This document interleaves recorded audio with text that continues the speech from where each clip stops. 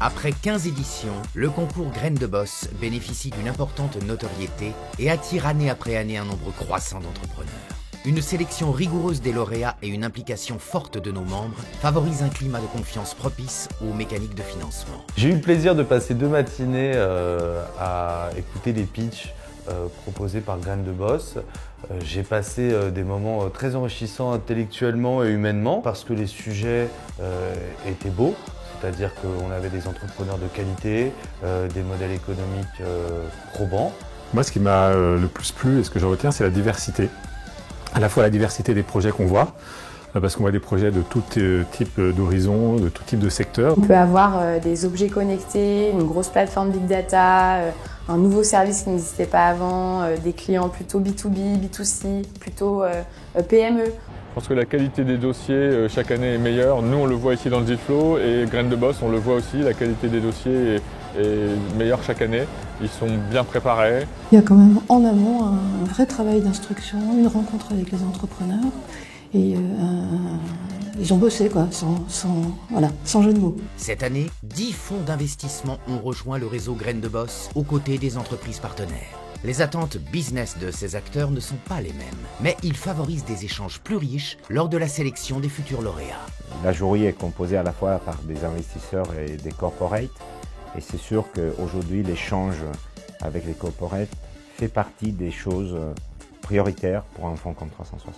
L'avantage du concours Graines de Boss, c'est que les startups sont rencontrées en même temps que des experts de ce marché-là.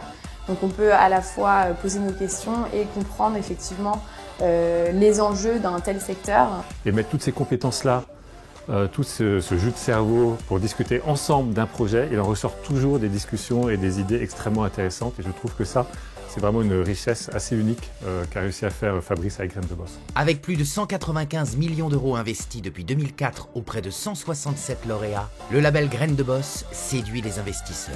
Année après année, le réseau Graines de Boss s'enrichit avec des membres toujours attachés à aider, à accompagner et à trouver les leviers dont les créateurs d'entreprises ont besoin pour accélérer le développement de leur entreprise. On doit être à la fois réactif et proactif.